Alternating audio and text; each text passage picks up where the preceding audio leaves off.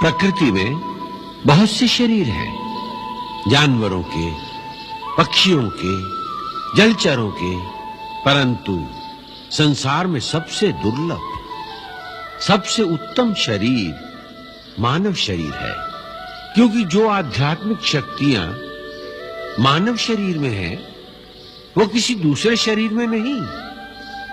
शरीर में जाति, रंग अथवा रक्त भिन्नता नहीं देखी जाती।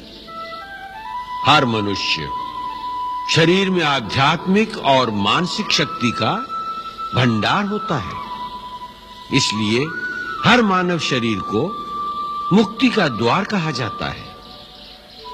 शरीर के मुख्य केंद्रों में निरंतर इस शक्ति का स्पंदन होता रहता है। जब तक उस शक्ति को जगाकर अपने वश में न किया जाए, तब तक शक्ति का कोई लाभ नहीं। वो शक्ति मनुष्य के लिए वैसी ही है जैसे किसी कंजूस के घर में भंडार भरे हो और वो भूखा बैठा रहे। मानव शरीर में इस शक्ति के 7 केंद्र होते हैं, जो योगाभ्यास द्वारा जगाए जा सकते हैं।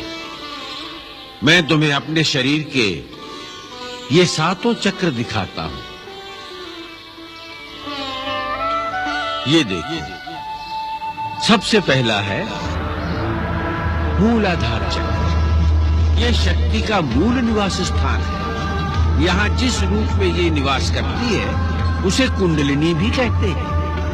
गुरु की कृपा और सहायता से इस शक्ति को यहाँ से जगाकर दूसरे केंद्र तक पहुंचाया जाता है, जिसे स्वाधिष्ठान चक्र कहते हैं। फिर स्वाधिष्ठान चक्र को भेद कर जब ये शक्ति आगे बढ़ती है, तो तीसरे केंद्र मणिपुर चक्र तक पहुंचती है।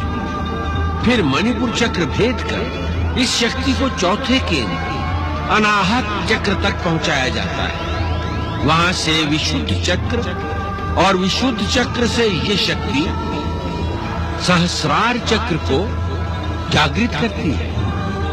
श्वेत वर्ण और भृकुटी के मध्य में 2 पंखुड़ियों के बीच स्थित होता है उसका बीज मंत्र ओम। यदि इस परम शक्ति का दुरुपयोग किया जाए या इसमें कोई भूल की जाए, तो फिर ये शक्ति बेकाबू हो जाती है, जिससे साधक भटक जाता है। और सावधान, भटका हुआ साधक भयंकर होता है। वो इस शक्ति से दूसरों का भी नाश कर सकता है और अंत में यही शक्ति उसका भी नाश कर देती है। इसलिए ये आवश्यक है कि गुरु की आज्ञा और सहायता के बिना ये अभ्यास न किया जाए। जब ये शक्ति जागृत होती है, तो सब केंद्रों में ऊर्जा और तेज का एक ऐसा वेग होता है जैसे गंगा का प्रवाह हो। उसका तेज कई सूर्यों की तरह प्रकाशमान होता है।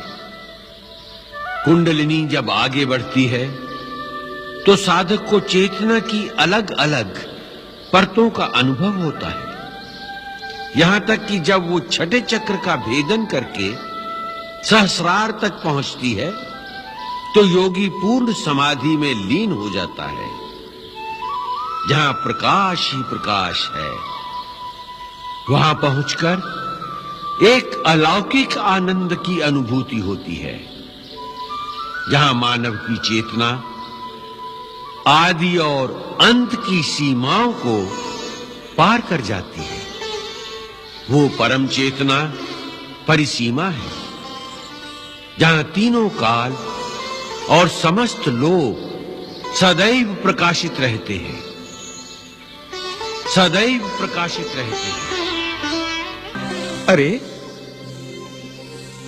नारायण नारायण, देख रहे हैं विधाता, देख रहे हैं गुरु विद्या निधि को विद्या दे रहे हैं। योगेश्वर को योग सिखाया जा रहा है। क्या महर्षि वशिष्ठ नहीं जानते कि राम परब्रह्म के अवतार हैं? वत्स, ब्रह्म ऋषि वशिष्ठ सर्वज्ञ हैं। तो फिर पर ब्रह्म को साधारण बालकों की भांति क्यों पढ़ाया जा रहा है? पुत्र, ये मर्यादा है। राम इस समय मानव योनि में है, अतः राम को राम के मूल रूप का ज्ञान देना आवश्यक है। जैसे झिल्ली में गर्भ और काई में स्वच्छ जल छिपा रहता है, वैसे ही मानव संस्कारों, प्रारब्धों, पाप, श्राप में मानव का मूल ज्ञान छिपा रहता है। महर्षि काई को हटाकर अमृत जैसे जल का बोध करा रहे हैं। तो क्या मानव अवतार में परमात्मा भी अपना स्वरूप भूल जाते हैं? वत्स, प्रकृति के अपने नियम है, उसकी अपनी मर्यादा है, अपनी सीमा है।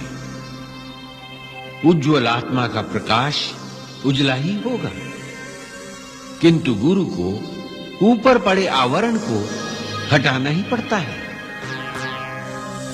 पुत्र, गिरति विनाशयति अज्ञानम अंधकारम छ गुरु, अर्थात जो अज्ञान अंधकार के आवरण को नष्ट कर देता है, वही गुरु है। हाँ,